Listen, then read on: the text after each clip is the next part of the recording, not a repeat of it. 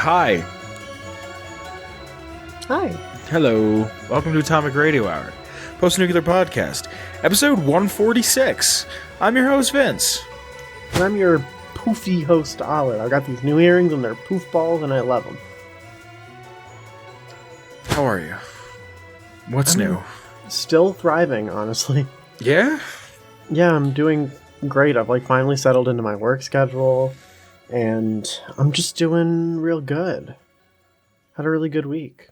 I fucking beamed a kid at work the other day.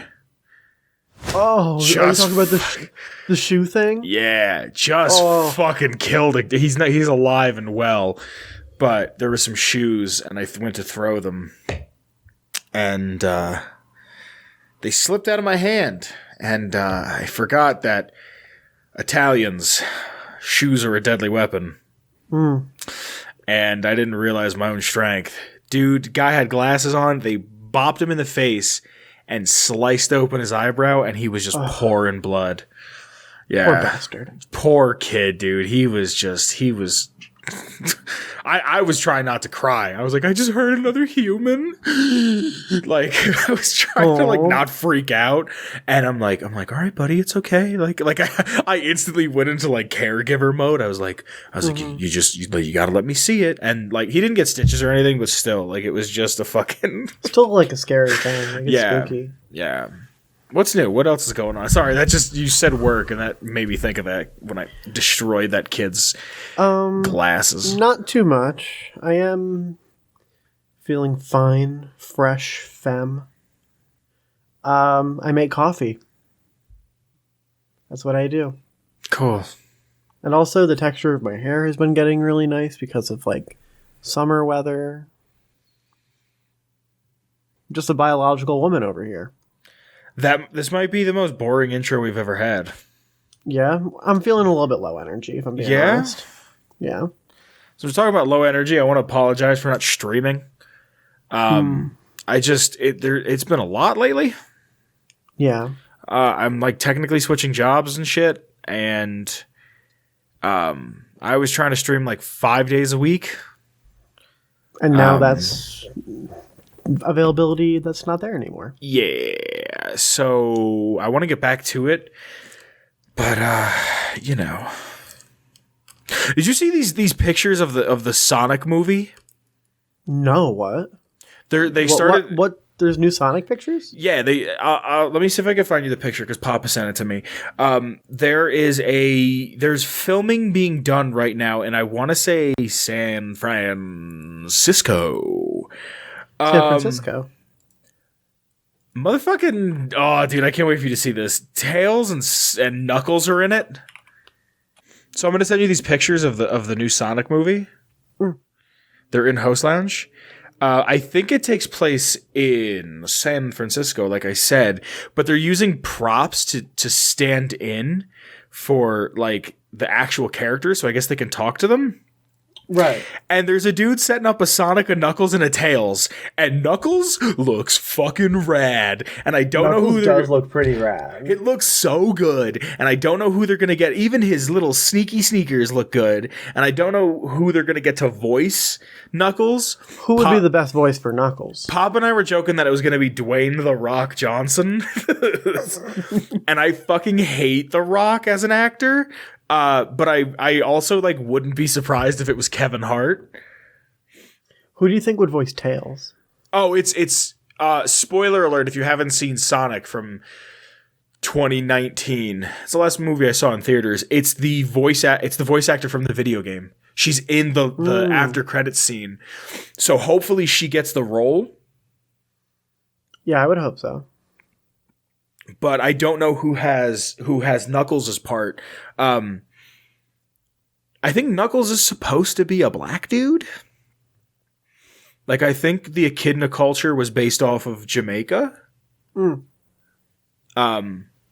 I just hope if Knuckles is in this, they have a reference to Pumpkin Hill, and at least his ringtone is the Pumpkin Hill. I know you didn't grow up with the Sonic games, but if Papa listens to this, he's going to be like, yes. And if this is in San Francisco, I hope they're rolling around at the speed of sound, flying down on fucking metal snowboards. Oh, God. Rolling around at the Oh my speed God. of sound. When I beat New Vegas on stream, I had like an hour left before I had to get off, and I was just like, Sonic Adventure 2, baby. I was like, Sonic Adventure, let's fucking go. And I'm fucking smiling and laughing and singing. You should play a Sonic game for the channel. I should play. That's the thing, is just like, I'm recording an episode of Lizard Brains tomorrow. That I'm going to have to edit. I'm trying to bring Lizard Brains back.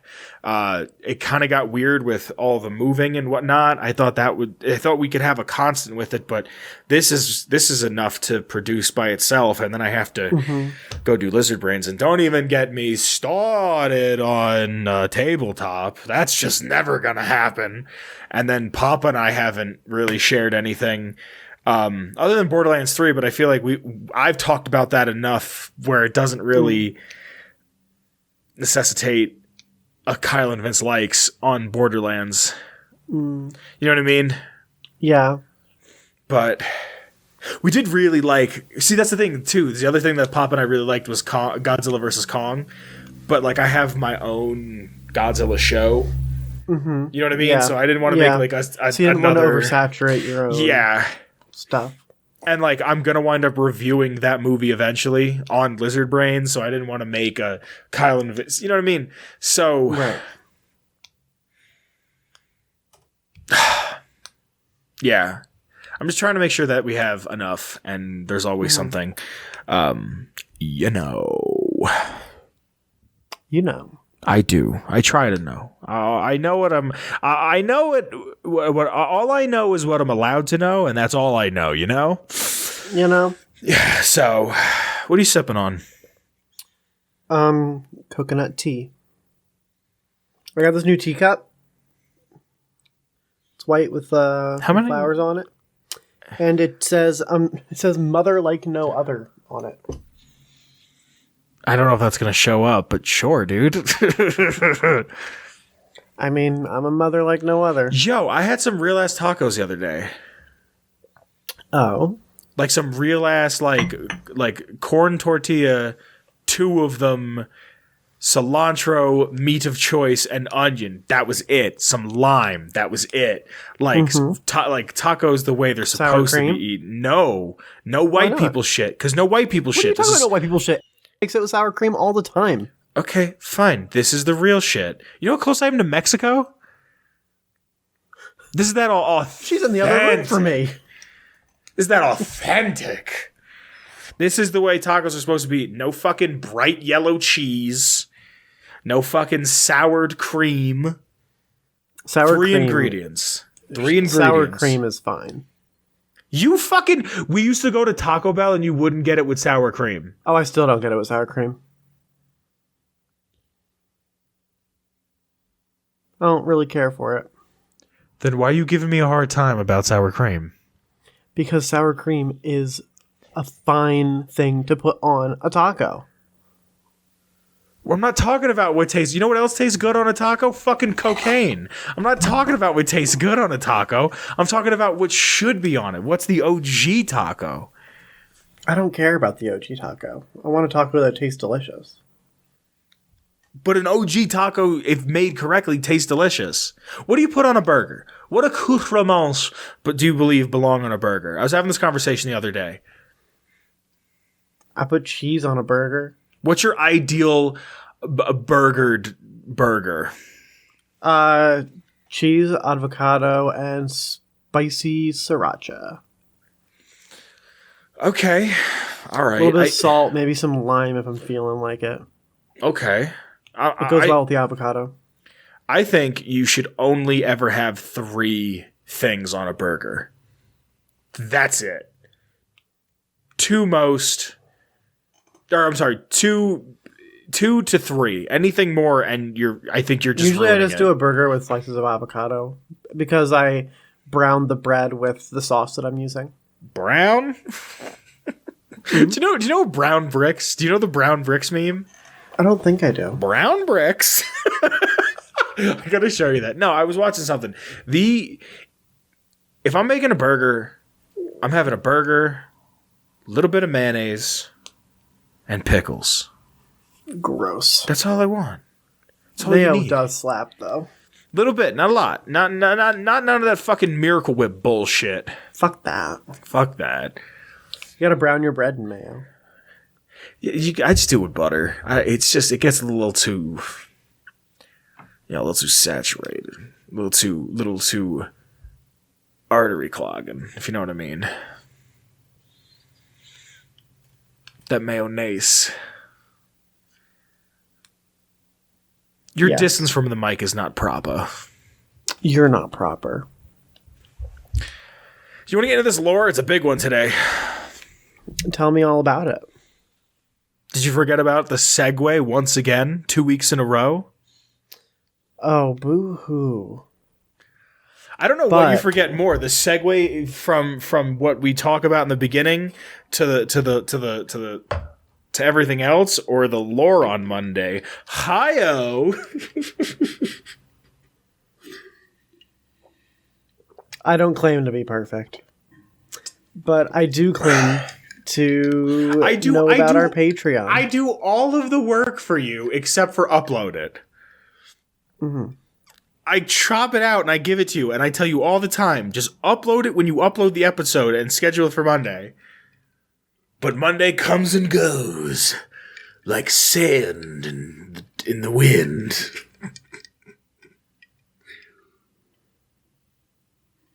I'm imperfect, but people that are not imperfect are people that donate to our Patreon. If you would like to see more out of our show, you can consider donating on Patreon. It helps make this program possible. We can make it bigger and better with your help. And we have some people to thank for that. Yes. So first we have the OG Noah. Thank you, Noah. Then we have Danny. Thank you, Danny. We also have Marcus. Hey, thanks, Marcus. We have Bones Jones. Thank you, Bones Jones. And Girth Brooks. Thank you, Girth Brooks. Thank you so much, everyone. Your contributions really do make this possible. Yes. Thank you. So, Vince, do you want to get into this lore? Yes. All right. So, I think this is the last one. This is the last in the series that we're doing. It's the last lore. This is the last lore ever. Thanks for tuning in to 147. This is the last episode of Atomic Radio Hour. We've been canceled. We went through all of Twitter. Snatched our wigs.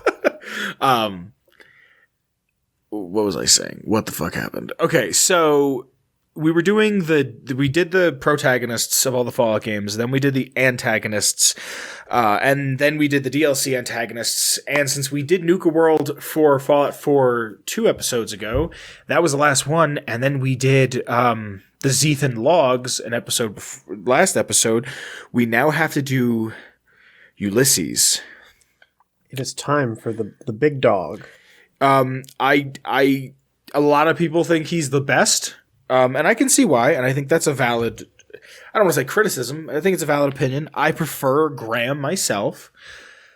But he's an interesting character. Variety? Yes. I think he's an interesting character. I wish we could know more about the tribes the tribe he comes from, to be honest. Mm-hmm. But he's a neat feller. I'm just gonna jump right into it. Yeah, let's go. I didn't play Lonesome Road, so I don't know anything about it. So, Ulysses is a courier and a former Fumentari of Caesar's Legion. In 2281, he was one of 7 couriers hired by Victor to carry strange packages to the New Vegas Strip, but his delivery was left to the courier after Ulysses' mysterious disappearance. He serves as the main antagonist of Lonesome Road, as well as the unseen secondary antagonist of Dead Money, Honest Hearts, and Old World Blues. An experienced warrior and scout, Ulysses is a crafty, resourceful, and dangerously intelligent man who's capable of surviving even in the most hostile and inhospitable of terrains. His worldview has mainly been formed by 2 traumatic events in his past. The loss of his home to Caesar's Legion and the loss of his new home to the Courier and the New California Republic. This is something you and I are going to talk about a little bit later. Yeah. Because this bothers the hell out of me. These events have made Ulysses obsessed with history and symbols, and especially how individuals can impact the former and effectively become the latter. Now, he longs for crippling both the Legion and the NCR's war effort, seeing both of their... both of them. What's up? Yeah, just screw both of them. He wants to cripple both of their war efforts, seeing both their ideals and campaigns of expression as the wrong answer to mankind's future, and to settle his score with the Courier. Now, everybody praises Fallout New Vegas for it being open-ended. And for it being great. I didn't say it wasn't. But this is what bothers me. Shoot. It's you don't have a backstory. You're a courier. You could have done anything and anything and everything, but apparently I destroy the divide. That doesn't make sense to me. And when I streamed New Vegas recently, there was no option for me to be like, you have the wrong number. And that really, really bothers me because the way I was playing my character, he never was at the divide. And he's like, Courier, I've seen you walk through the divide. I know it was you who destroyed this new land. And I'm like, no, you didn't. Yeah, wrong one, man. I literally just woke up in Good Springs. I haven't ever done shit. Like, the idea for the character of NCR Chuck was a dude who just kind of, like, futzed around until he figured something out. And once he figured something out, it was just like, well, I heard you can, or tried to figure something out. He's like, I heard you can make a lot of money as a courier. Like, even part of Chuck's story wasn't even that he wanted to help the NCR because he felt like there was nothing else he could do. His both brothers and his dad were part of the NCR and he just wanted to fit in with them. He wouldn't have cared about the divide. Yeah. Why would he? So the Twisted Hares. Ulysses was once a member of the Twisted Hares, a powerful tribe of Arizona that forged an alliance with the fleeting Caesar's Legion in 2247 and became its main scouting force during the conquest of Arizona. Ulysses was one of the most successful scouts in the Twisted Hares, traveling vast distances in search of the enemies of both his and Caesar's tribes. His scouting ability was supplemented by his ability to live off the land, having acute knowledge of herbal remedies and medicines. However, once the Legion's campaign ended in Arizona, Caesar promptly rewarded their aid by breaking the alliance and betraying them. The Twisted Hares were conquered. Yeah, the Twisted Hares were conquered and enslaved, just as they had done to all the other tribes of Arizona. Their tribal identity was erased, and those who resisted were crucified along the sides of I-40. They talk about it more when you get down to in this with the White Legs, but one of Ulysses' best holotapes you can find is how he was talking to the White Legs, like he was a translator for the White Legs for Caesar,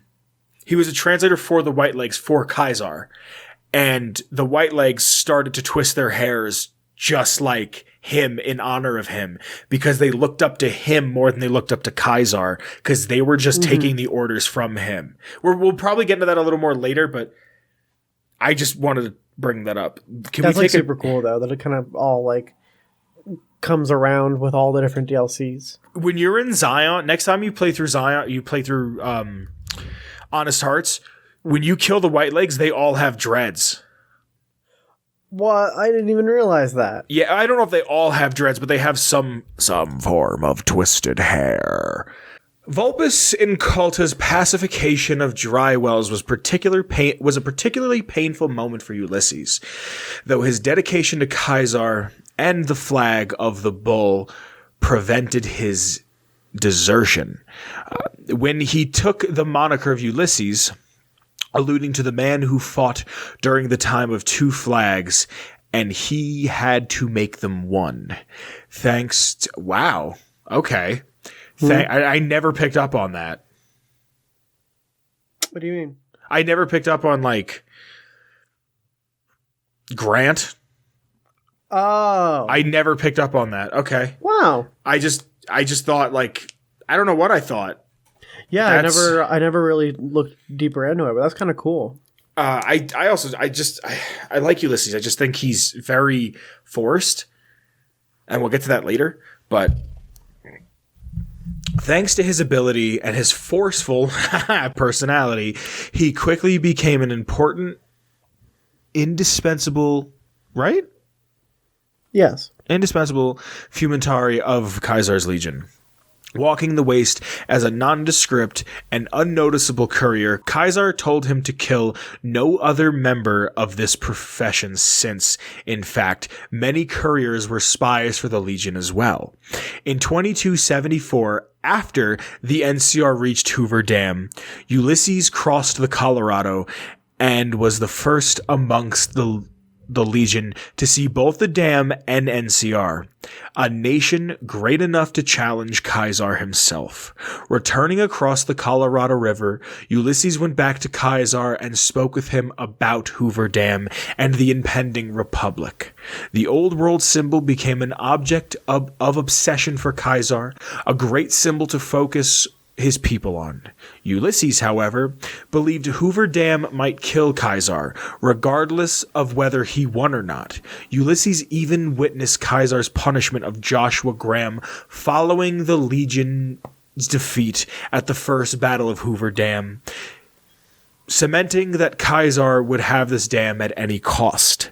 When you go talk to Graham and he realizes that you're a courier that's come looking for him, he's like, a courier come looking for me. Not the one I would have expected. Like, he knows.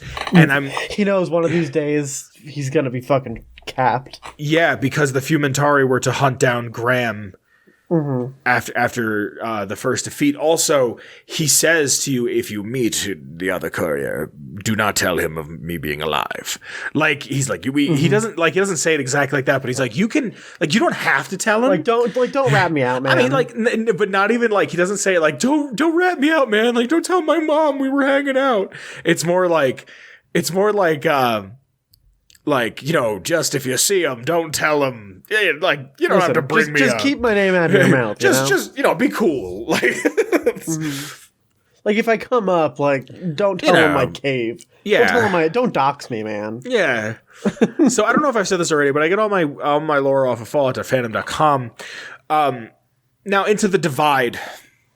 Ulysses. The divide. Be it bear, be it bull. I take an hour and a half to talk. There are so many parts to this. Holy shit. We're never going to finish this episode. Yeah, also, no, we will. The divide. Ulysses continued to walk the waste, exploring the wasteland for Caesar. Between 2274 and 2277, he discovered a community called the Divide, which, in his own words, was a nation taking its first breath, surrounded and shaped by symbols of the old world, with the potential to become a real homeland for Ulysses. Beyond that lies everything else and a second chance, a new way of thinking out of the Legion.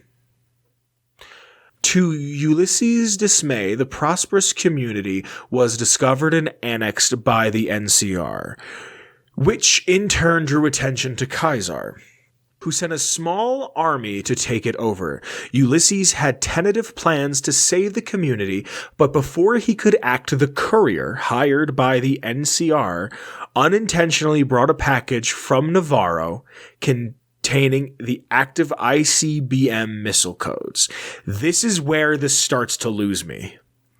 Ulysses was fascinated by the package, being a sigil of pre-war America, but also one he had never seen before. This device turned out to be a messenger of destruction.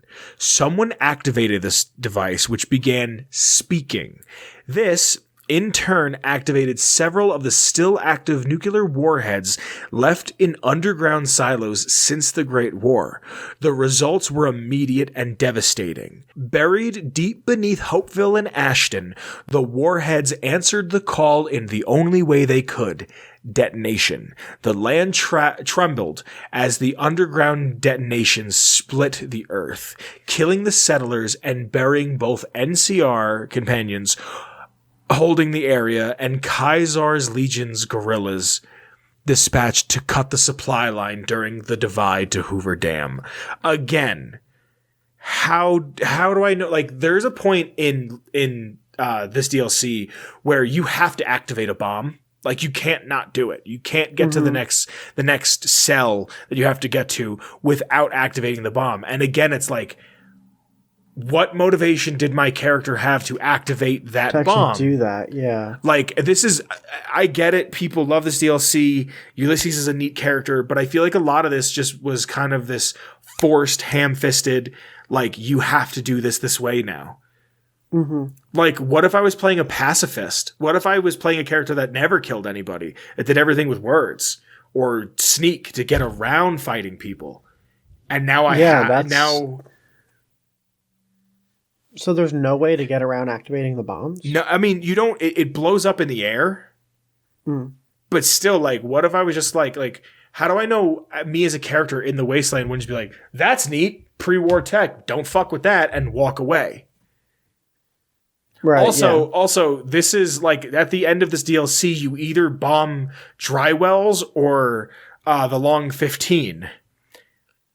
So that means you use a nuclear warhead to bomb a group of people. And not to defend 76, but when you're nuking people in 76, nobody liked that when it first got announced. Yeah. So what is it? Do you like it or don't you like it? When a guy talks to you at fucking 2 miles, not even 2 miles an hour, when a guy talks to you at fucking 0.2 miles an hour, talking about the bear and the bull, because he's got an interesting voice, a cool look, and a neat story, that's okay? But a non-canon spin-off, you can't nuke people? Like, I'm just saying, like, here's these things that I see that are parallels, but because one was made by Obsidian, the other one was made by Bethesda, we're not allowed to criticize. We're allowed to criticize, but you're not allowed to talk any shit on New Vegas. You're not allowed to say a single fucking bad thing about New Vegas, other than the overworld is fucking boring. Let me tell you how much I want to walk through the desert. Did you ever see that meme, preparing myself to play Fallout New Vegas by walking down the highway for 4 hours? This disaster nearly killed Ulysses, but he was saved by several medical iBots who had also been activated when the package was turned on. He speculated that this was because they had recognized the flag of America on his back, believing him to be a pre-war U.S. soldier. Ulysses' life was changed that day, which showed him how a single individual could change history or erase it. As a survivor of the Divide, he held the courier responsible for the destruction of the place that he believed could have been his true home.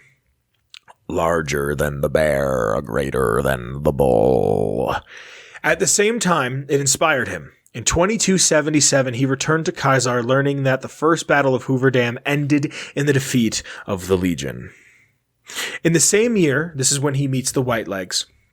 Caesar sent Ulysses to the Great Salt Lake as an emissary to rally the Whitelegs against New Canaan and watch over them as they undertook Caesar's test to cut off NCR supply lines running through Utah and destroy New Canaan, killing the still living Joshua Graham along with it. He became their mentor.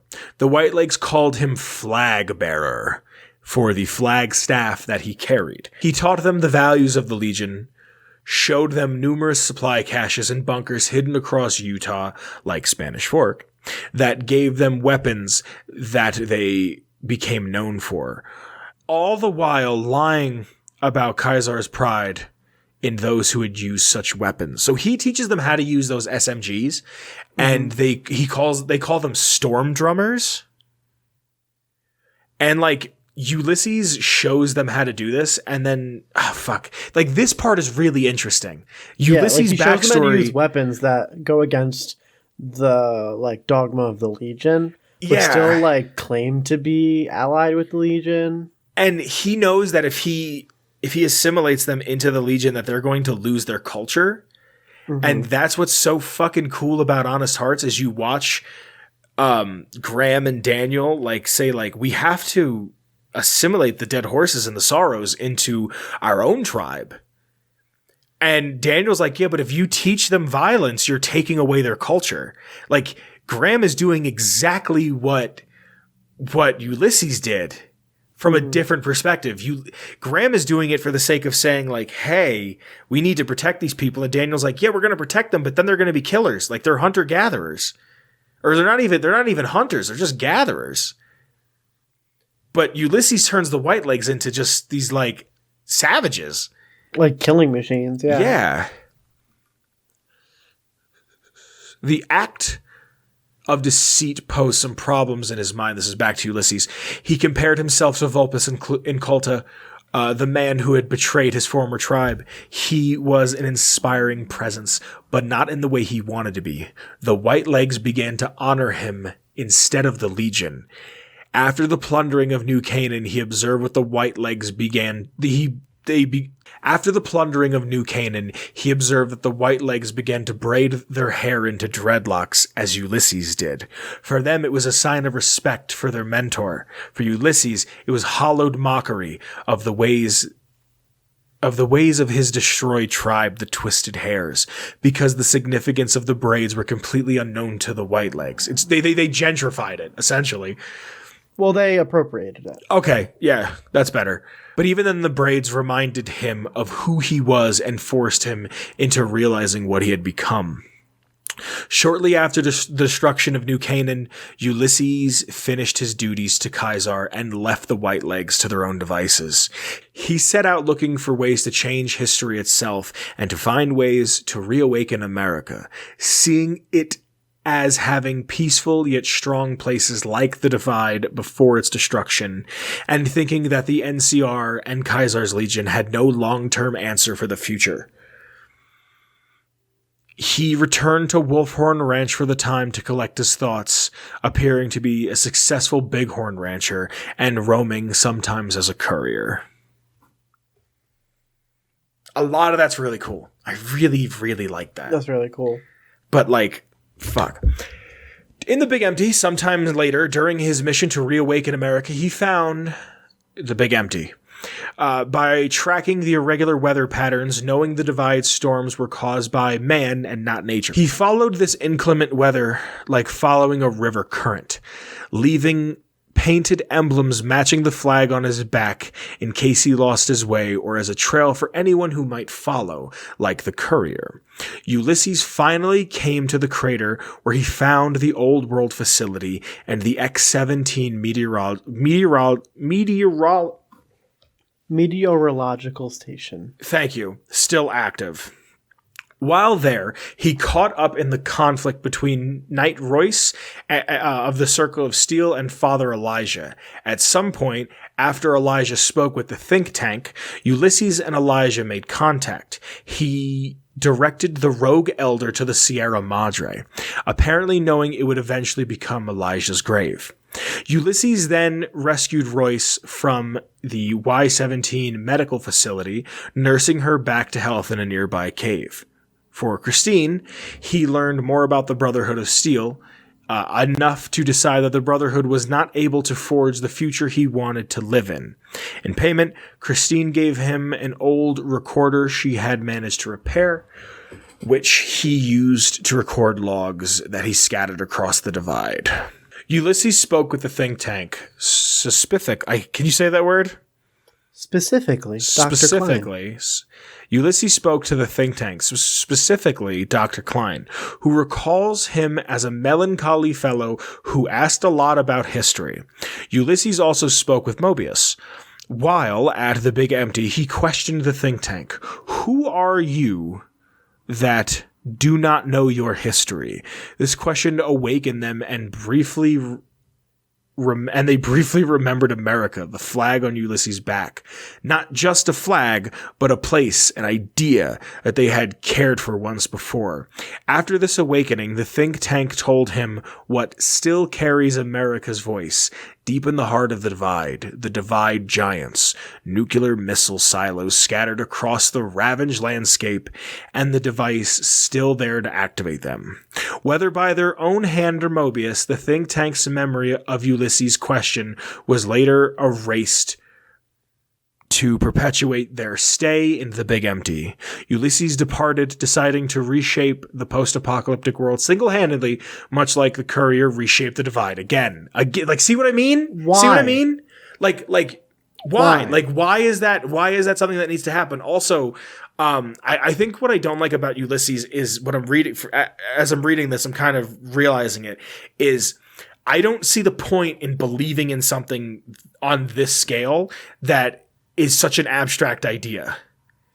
Yeah. Believing in a nation, believing in a flag, believing in something that you can kind of rally behind, he says, as he has flags behind him. But, like, it doesn't seem like something that, to me, is like a tangible thought. So why put so much stock into it? Right, yeah. Like, even someone who lives in America, in the United States, it seems like still such an abstract idea that has gotten so far away from what it originally meant to be. It was originally a refuge for people who felt like they were being oppressed, and now it's just a way to make money.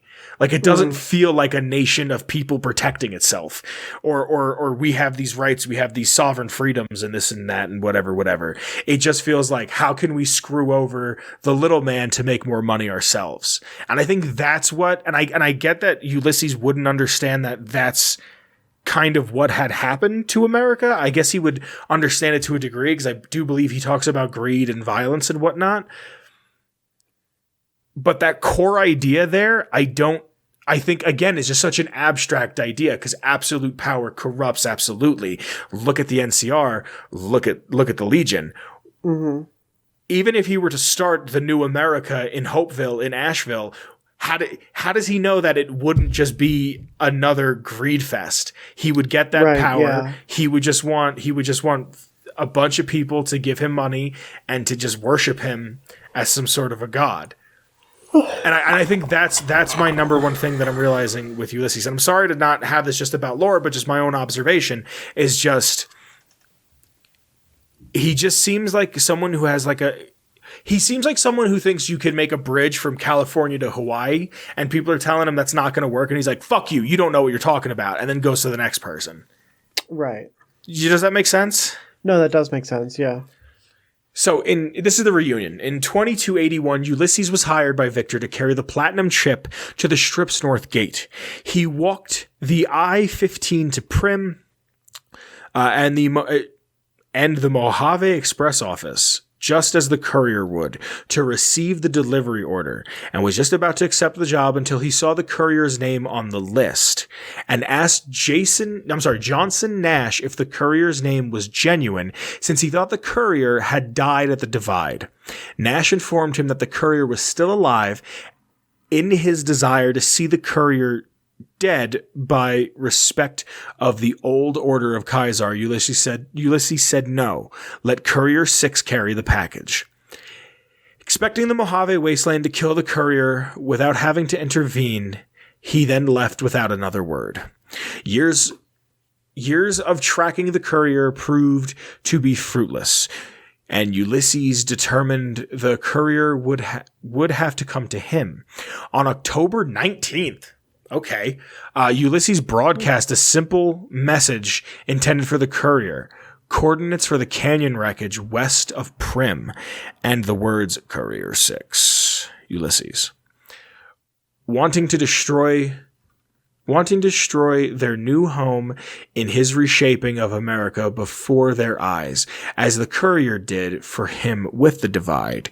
He made sure to host the courier personally. The message itself is not importable but the meaning is.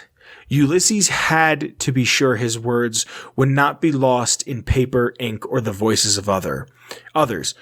Resolute, the courier would walk the road no other courier would. Ulysses lured them to the Divide to walk the road ahead and see what they truly brought to the Divide.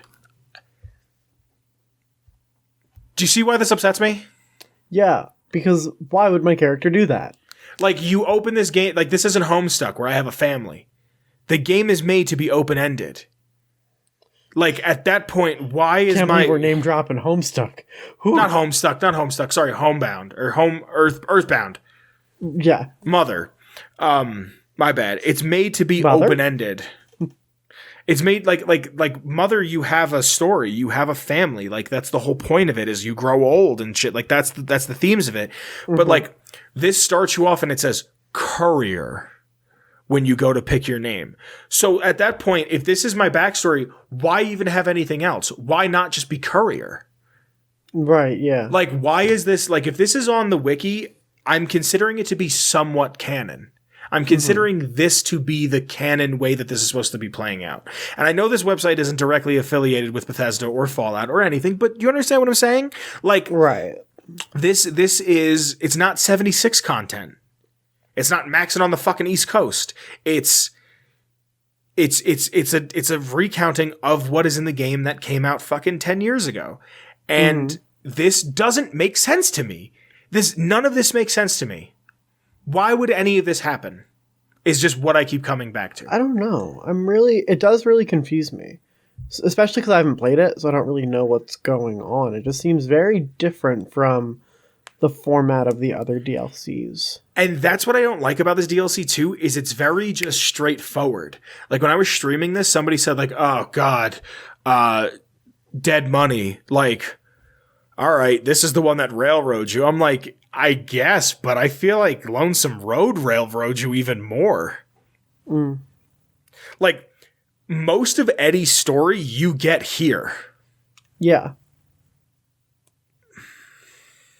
When this is his philosophies. Ulysses, when he returned to the Mojave from the Big Mountain, he recorded several entries on his philosophies, including his stance on Big Mountain, Kaiser's Legion, the White Legs, and history itself. He never intended for the courier to find them, casting them out into the divide, letting the storm spread them. He needed to get his thoughts together in one place so history might be able to hear what he thought. I also get this feeling that he feels like he's very self-important. He thinks he's the cream of the crop. Yeah, he thinks he's the bee's knees. He was also quite vocal about his ideas and shares them with the courier without invitation. Ulysses does not hold as much respect for Kaiser's Legion as one would expect him to. He understands that Kaiser is the only thing holding the Legion together. Once he's gone, the Legion will regress and fall back into warring tribes. However, he still respects the Legion more than the NCR.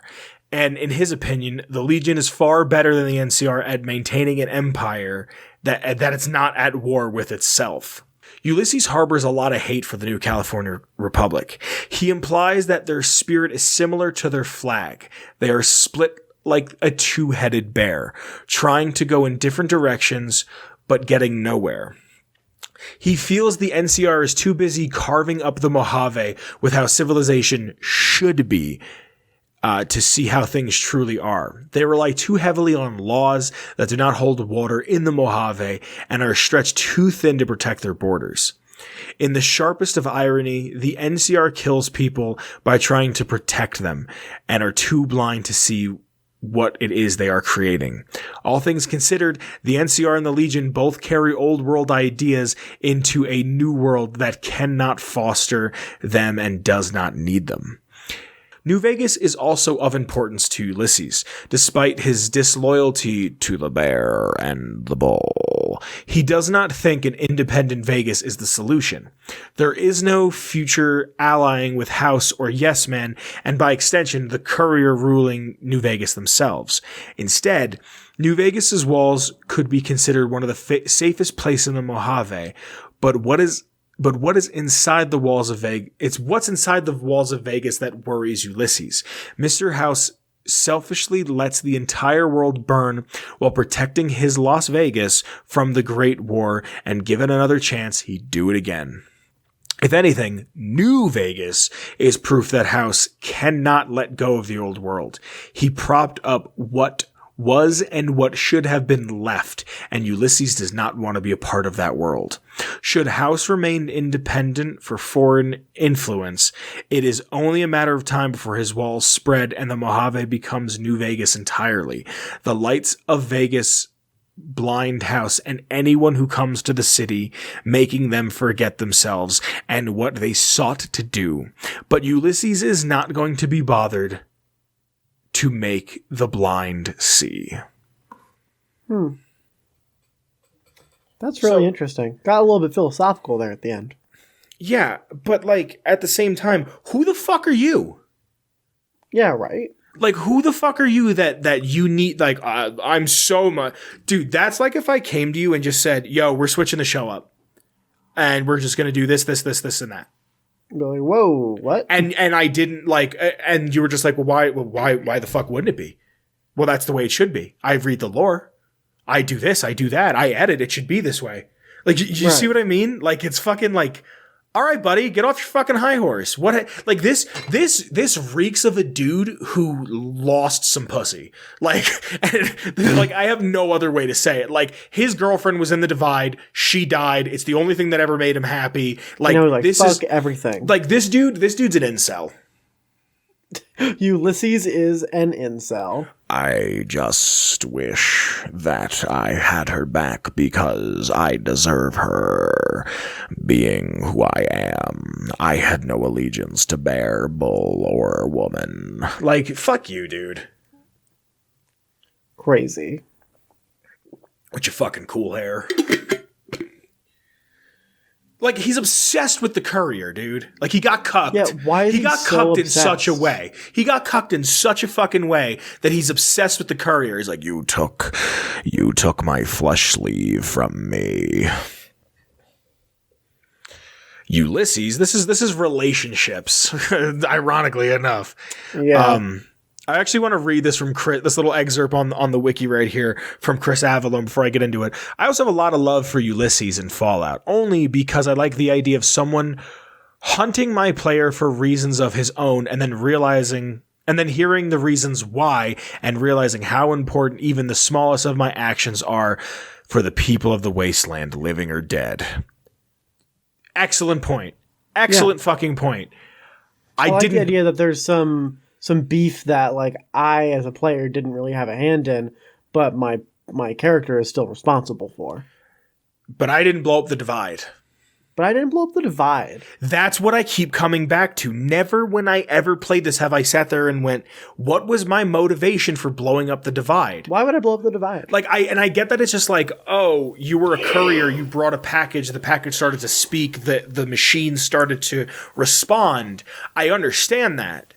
But at the same time, the way I've played almost every character wasn't that I was a courier before this started. Like, maybe I just picked up the couriering. Like, you know what I mean? Started delivering packages. Why has this one got to explode real big? No, not even that. Like, I almost, like, the first time I played it, like, the first time I played New Vegas, I kind of went into it with the idea of, like, I needed to make money quick. Like, I just wanted some quick money. And it was like, I heard being a courier makes good money. I never rich quick scheme. Like, and this being a DLC, like, it's not an idea that is instilled from when the game starts.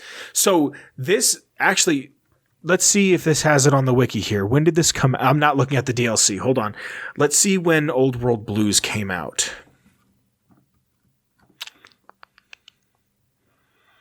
Old World Blues was released July. Yes, 2009. No, 2011. July of 2011 for everything, right? Mm-hmm. When did Fallout New Vegas come out? It was 2010. 2010. It was November 2010, I want to say. That's a decade ago. Holy shit. That doesn't make me feel old. It makes me feel old. Really? Courier. Oh, I'm sorry. It wasn't November. It was November in Asia. Wow. It came out almost on the day the bombs dropped in Europe. It came out October 19th, 2010 in the US, right? October, November, December, January, February, March, April, May, June, July. That is 9 months that you had to play this game where these ideas of you blowing something up, you being a part of this, were not introduced. Yeah, because all those other, like, things about Ulysses as, like, a character and all those little hints getting dropped don't start until you have the DLC. Yeah, like almost until almost 9 months exactly. October 19th in the US. Let me just double check. July 19 on PS3. July 19, PS3, PlayStation, and PC. So it took exactly 9 months for that to come out. So like it feels almost like a slap in the face that this is my character, this is what I've done, this is everything, this is that. And then you play it, and whether it's my first character, my 9th character, my 15th character, these are the ideas that I played with. You're going to tell me that my backstory was wrong for all of them? The character I played before NCR Chuck that I think I streamed on Discord was a character who woke up and was angry and just goes, okay, who's got the most power and is ready to fuck shit up? The Legion? All right, I'm with them. Just because I got shot in the head. Because I got shot in the head trying to do my job. Now everyone's going to pay. Right? Mm-hmm. Now, I don't know if that person was a courier to begin with. They could have been. But I kind of like the ambiguity of not knowing whether my character was or was not. Because that's neat. Have amnesia. And that I get, but don't like make it like, oh, you have amnesia. Oh, you have amnesia. That's right. You have amnesia. So everything is just plot devices that we can throw at you because of amnesia. It's neat. It's really fucking neat that you don't know what your backstory is.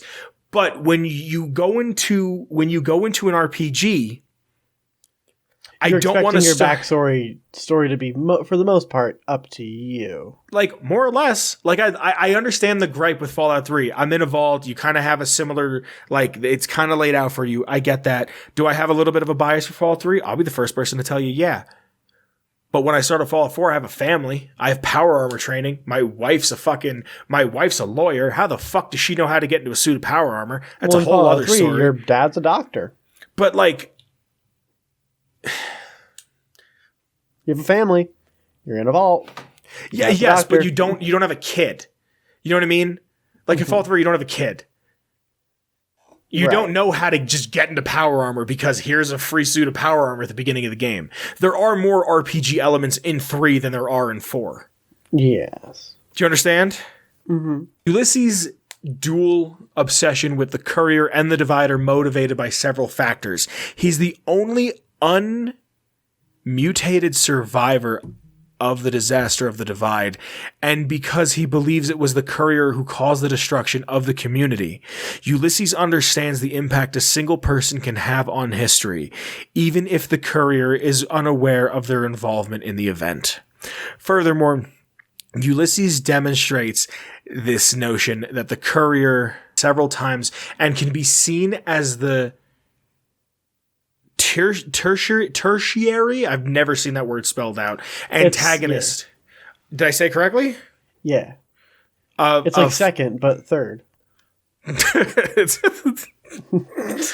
won, but you didn't.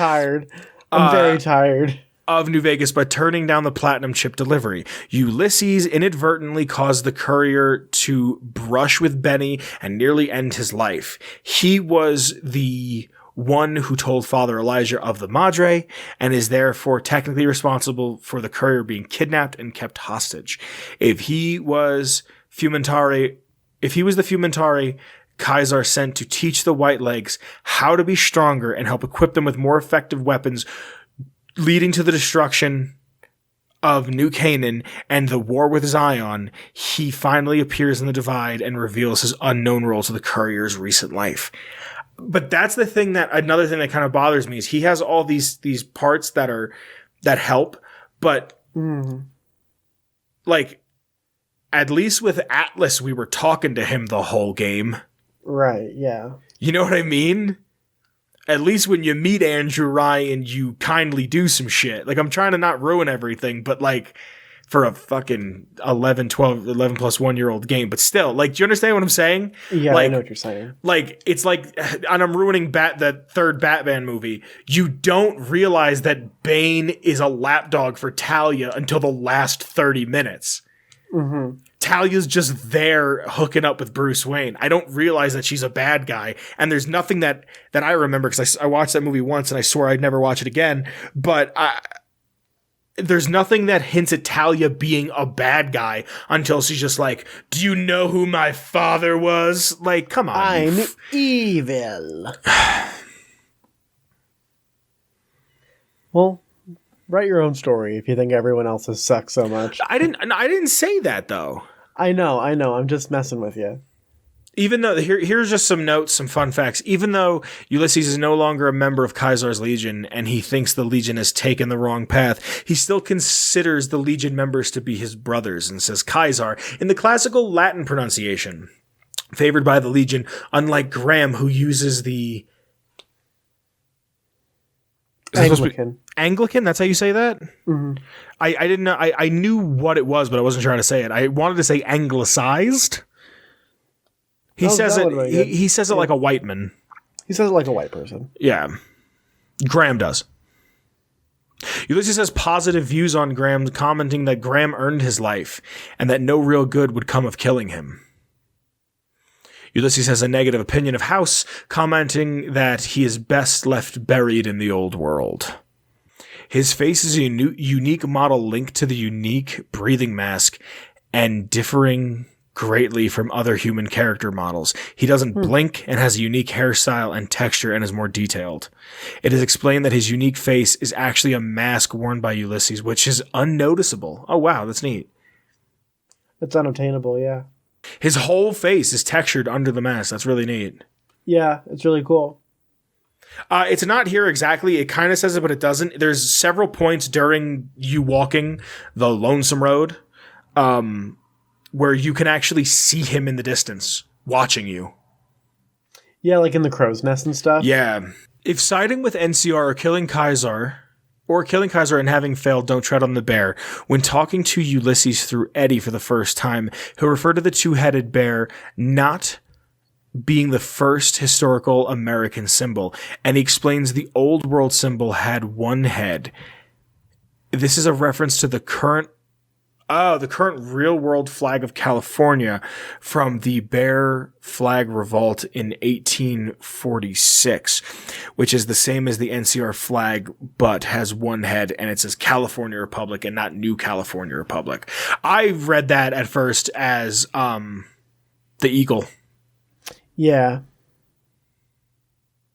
That's like still like, I mean, that's kind of like basic though. Like, yeah, the NCR is based on California, of course. Yeah. Ulysses was originally supposed to be a companion in the base game of New Vegas, but was cut for the final version of the game and changed to appear only in Lonesome Road. However, the playing cards that came with the collector's edition include Ulysses despite him not appearing in the base game. According to Chris Avallone, Ulysses was a complicated character in terms of some of the hooks into the storyline. Avallone teased Ulysses' eventual return in an interview with Lightspeed magazine in November of 2010, saying maybe he'll come back at some point. I don't really consider that a tease, but sure. Ulysses was ultimately cut from the base game because his recorded dialogue was so large that it wouldn't fit on the disc. Wow. It's only because he takes so fucking long to talk. Because he talks like this. I'm gonna read that sentence over again the way he would say it. You ready? And I'm not trying to do any hyperbole. This is genuinely how I think he would do it. Ulysses was ultimately cut from the base game because his recorded dialogue was so large that he could not fit it on disc. He also does a thing where he like leaves out certain words. Mm-hmm. Mark of bear, mark of bull. Like he talks like that. Even when compared to the second biggest companion in terms of dialogue and memory, Cass, Ulysses took up much more space because he talks too fucking long. It was also late into development for the team to selectively cut down dialogue, so the team decided to scrap Ulysses from the base game altogether. Had the size issue been recognized earlier in development, Joshua Sawyer stated that he would have likely found a way to keep Ulysses in the game. The loss of Ulysses from the base game was a difficult one, as Sawyer and Avallone both felt that the game needed a companion with more sympathetic feelings to the Legion. I agree. Yeah. He's the only character intended to be a companion that ended up not being one. Wow. So here's him as a companion, which I think is neat. These were his goals that he had in mind. He had to reinforce a faction reputation mechanic with Avalon thought. This is one of the key mechanics in the game. He had to react strongly to NCR and Legion conflicts and the courier's role in acting. He had to react strongly to NCR and Legion conflict and the courier's role in it, acting as a sounding board when possible. He had to be a Legion's sympathetic character and explain Legion backstory elements since there wasn't much Legion support in the companions. Totally with you there. 100%. Absolutely. There needs to be more Legion representation in New Vegas. And I'm not saying that in a bad way. I'm not shitting on the game in that sense. I'm just saying I think the Legion's very interesting. I have a flag because I think they're so cool. And I just, I think it would have benefited even more if we knew more about them. He had to constantly remind the player of Hoover Dam as the focus, and his backstory incorporated that he was the Fumentari who discovered the dam and the NCR logo. Let me just double check something. Cool. Showcase myth elements. Ulysses was big about symbols and his take on the NCR flag. The Legion flag was also reflected in their champions, as viewed by Lanius as the Eastern myth in the making. And he felt the courier could achieve the same mythological status for the West or for the Mojave. He was to complement the cool visual designs that Joshua Sawyer had included for other companions, similar to Raoul and Arcade Gannon. Ulysses would have the flag and vest changes, except it would depend on the courier's N faction alliances when completed. Oh, that's cool. Yeah, so when you beat the game, you choose, depending on who you pick, if you get, there's probably a picture of this on screen. Yeah, there is combat art of it or the concept art of it downstairs. Yeah, it's either the bear or the bull. Bear or bull. And yeah, that's Ulysses. That's a very polarizing character for me. Very large character. Yeah. I don't hate this game. I need to make that abundantly clear. I don't hate this game. I like this game. Just there's decisions in this that don't make sense to me in the grand scheme of things. Right, I agree. You know what I mean? So, that's lore. That's lore. Home person. So for the third and final segment of the show, we're gonna do another unboxing. Sorry for everybody who just listens. I'm going to do my best to kind of be as We'll paint you a word picture. Yeah. Let me ask you a question. What do you think's the fifth highest earning Kickstarter of all time? The fifth highest earning Kickstarter of all time? Yeah.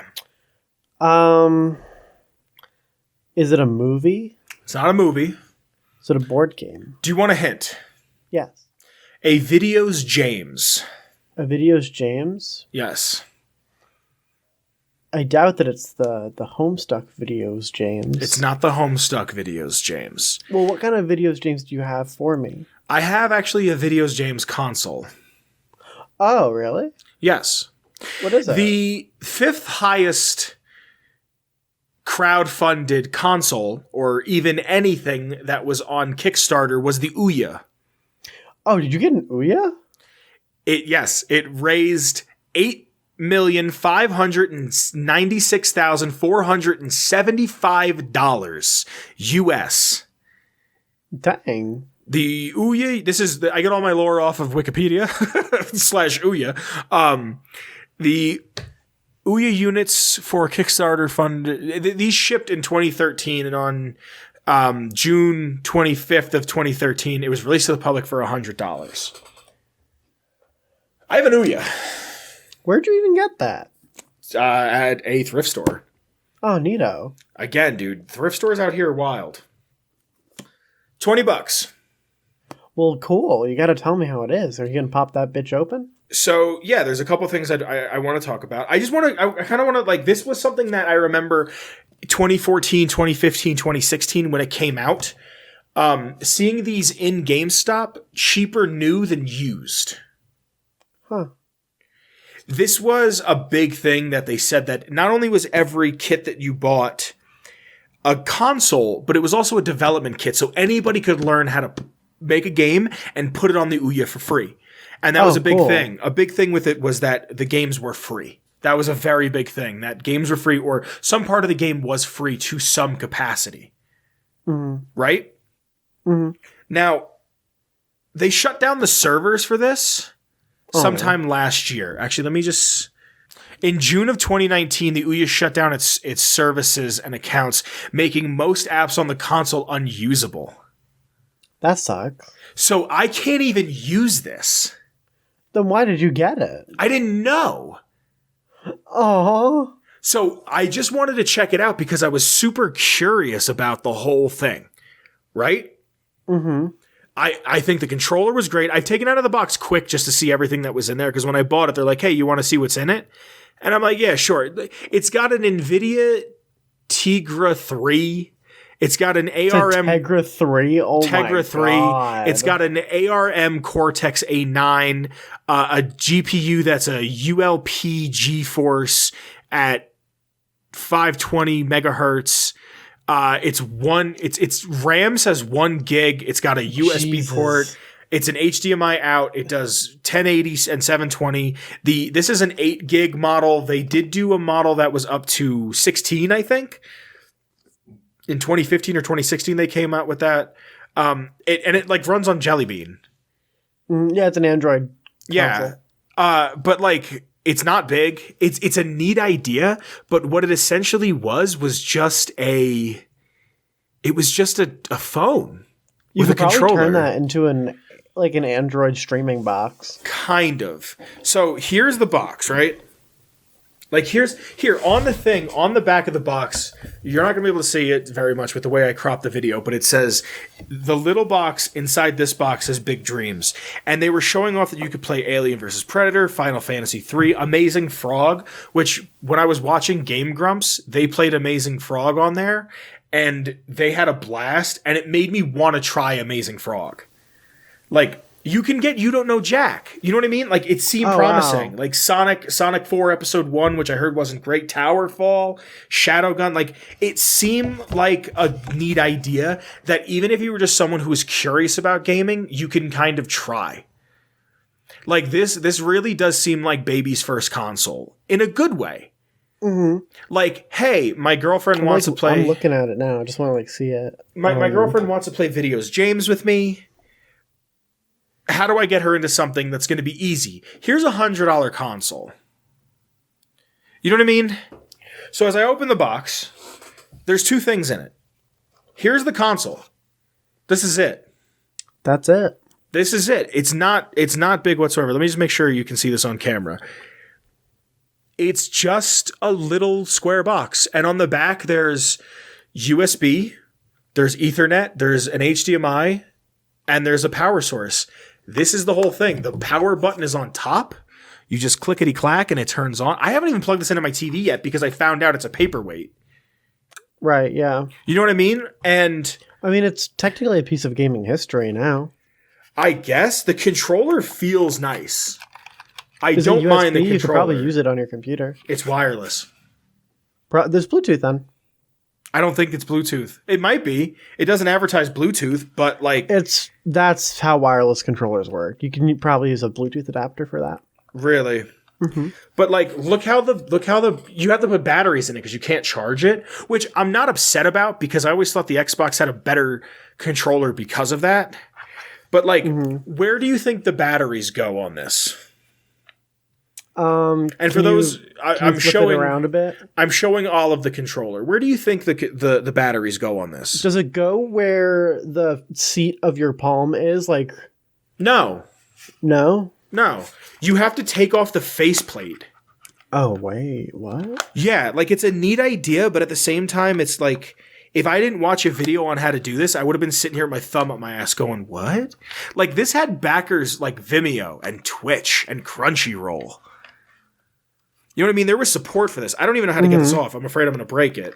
And it's not like I can go to fucking GameStop and buy another one. But like, you have to take off, and maybe I can show you, but you have to take off this faceplate here. Like, you have to take this thing apart. And like, I don't even know if the controller, I'm assuming there's no batteries in it, but That's it. I have a power connector, the AC adapter, a little Ethernet cord. It didn't come with an HDMI. It's not like I don't have 15 of them laying around somewhere. And the instruction manual. And I've yet to plug it in. So I just out of curiosity, I was looking up like, what do I do with it?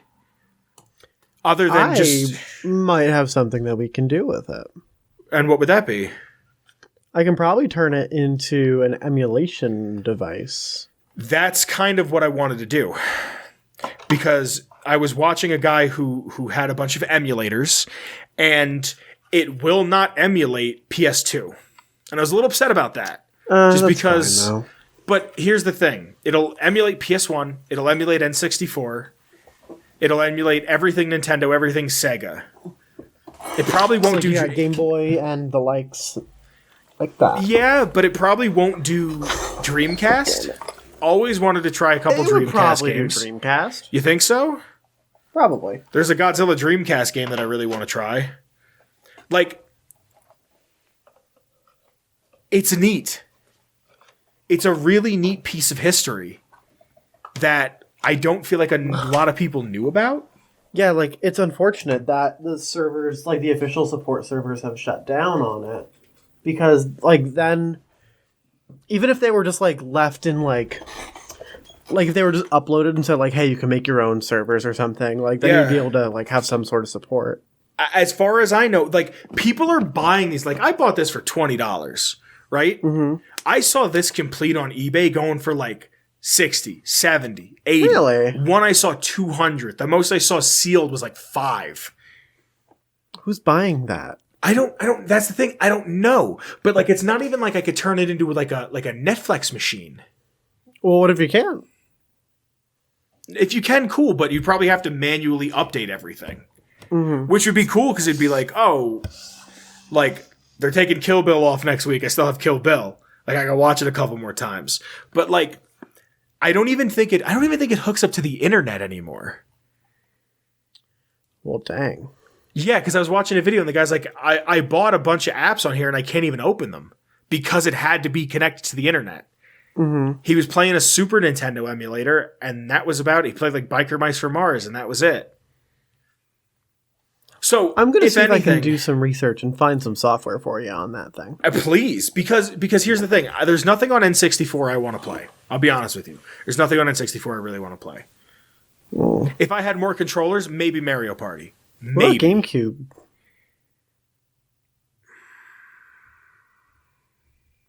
Wind Waker? I don't... Zelda's not really my bag. See, if I could get PS2 games on here, I could play the God of Wars, I could play Jak and Daxter, I can play Sly Cooper, I could play a lot of the Sony stuff that I never played growing up. I feel like with a lot of Nintendo stuff, I played it. And I'm not saying that like in a jaded way, I'm just saying I played it because a friend had it, where I didn't play a lot of PS2 growing up. Even original Xbox shit would be cool. Yeah, that would be cool. Because, like, for a while, I've been wanting to get my hands on an OG Xbox just to kind of mess around. And apparently, outside of PC, that's the best place to play Psychonauts. Is an OG really? Xbox. Yeah. And, like, if I could emulate, like, if I could have Psychonauts on this, it'd be cool. Because it's like, oh, hey, I'm going to go away for a weekend. I could take the Ouya with me, plug it into the hotel. You know what I mean? And then you're sad then. Yeah, like, it's just...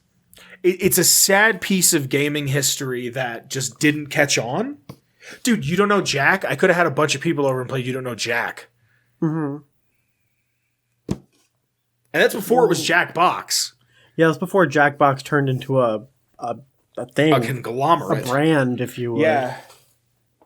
It's neat. I wish I had footage, but like I said, I didn't plug it in once I found out it was pretty much dead in the water. Right. But maybe I'll hang on to it. Maybe it'll be worth something. Maybe there'll be a small community of Ouya aficionados who... Check r/Ouya. See what's trending there nowadays. That's a fucking great idea. I don't know why I didn't think... You know what's funny? I looked up if the Ouya could emulate PS2. And that's when I was on r/Ouya or r/Ouya emulation or just r/emulation or something. And they were saying how it's not powerful enough. I just want to play San Andreas. Oh, I know you do. A mobile San Andreas machine, you know what I mean? Yeah, that's pretty cool. Why did I open that? Hold on, let me just see. But that I just thought was neat. I thought you'd appreciate that. I thought maybe some people who listen would appreciate that. I remember videos that came out like back in the day about it, and I was like, oh, that's kind of cool. Yeah, I remember this was supposed to be a big deal. r/Ouya has 6,688 members. Dedicated members. And its thing says, there's 7 of them online currently as of this, and it says, Ouya is a new gaming console for the TV powered by Android, helping developers help gamers. There's a bunch of moderators here. And there's one guy who's part of the Ouya Saviors Project. The Ouya Continuation Discord and Ouya Forums. Someone put up 2 months ago, enjoying my Ouya today, playing Amazing Frog. Oh. Like, is it possible to play floppy disk games on the Ouya? I recently saw this video by... What? There's a YouTube channel that I love called LGR, Lazy Game Reviews. Yeah. He does a bunch of like old tech stuff. I've been following him for a long time. He did a Goodwill series, yeah, or like a thrift store series. I've been subscribed for a while too. Really? Mm-hmm. He goes, I recently saw this video which demonstrates playing games from floppy disks on an Android smartphone. Would something like this be possible on the Ouya? Specifically, I'm talking about having a USB floppy drive plugged into an Ouya. Solid, maybe. If not, like people are fucking with this. Yeah. If I could get it to play Doom, like it's neat. You know what? Like I'm not one for like hacking and shit. But hey, honestly, doing projects like that is a great way to learn about like technology. The Ouya Winter Game Jam of 2020. Wow. I think this is super neat. I really do. I just don't know. Like, I don't know what to do about it. Like, here, someone's saying using USB controllers. Hey, everyone, I ran into an issue wanting to use a USB controller, NES, SNES, and N64. I tried installing USB BT Joystick Center APK, but it keeps failing because it's too old. Does anyone know any updated or any other APK I could... Like, people... No one responded to this feller, but, like... It's just weird. There's some buzz. There's still a little buzz. Someone's playing Tony Hawk 1 and 2 on it because it was on the PS1. That's one of the few things I'd want to play from the PS1. That's cool. Like, I don't have any interest in Final Fantasy. Wow, this is like, I'm looking at one now and this guy put a picture up and it says, I made a pledge just over 8 years ago. I was backer 41,576 out of 63,416. A few short years later makes a decade. And it's him with his, like, Ouya that he got that it says thank you for believing. Like, it's a real... Wow. Like, there's something really, really sad about this that I just kind of like. That it's like just nostalgic. Kind of. It's sad. It's just this weird... Like, I saw... You know what I saw? I saw the saddest thing ever on Twitter. What? I'm going to see if I have the picture. I might put it up on screen. Who's texting me 17 times? It's very late. It says, I think it was on Instagram. I saw it. It just says, the saddest thing I've ever seen.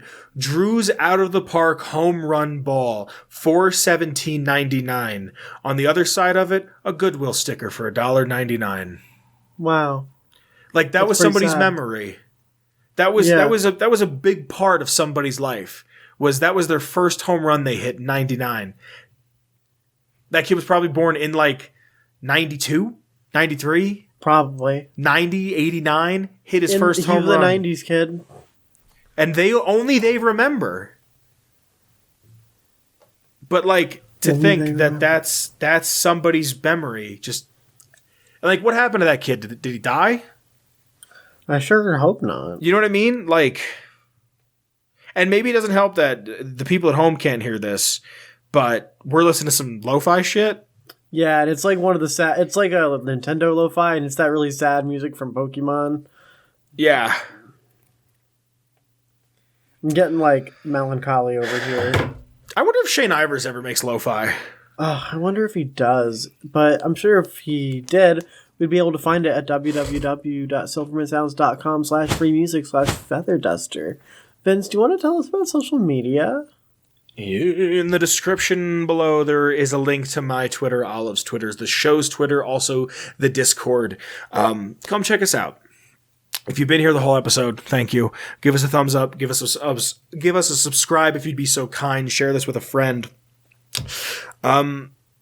We have a Redbubble where you can throw us a couple bucks if you'd be so kind and support us with a design that Olive did most of the work. I was just like, do this, and she just makes it look nice. And does most of the work. Thank you to the Patreon. I always try to say it a little different, and I always feel like I'm forgetting something. Am I forgetting something? Are you forgetting anything? I don't think so. This has been a Ghoulman Entertainment production. There's a bunch of other shows on the channel to check out. If you're listening on a podcasting app, make sure you go and check us out on YouTube. There's a bunch of stuff there. But the most important thing is to join our Discord. Yes. That's where we discuss and discourse and just have a grand old time. Yes. I think that's about everything. Cool. You have anything you want to say? I don't think so, except that I'm about to have some sleepy time tea, and I'm going to go to bed. All right. Enjoy that. Be safe. Be safe, friends. I love you all. Be safe, everybody. Bye. Thanks for watching. I don't hate New Vegas. It's my favorite. New Vegas best game. Bye. Atomic Radio Hour Podcast. A Ghoulman Entertainment production.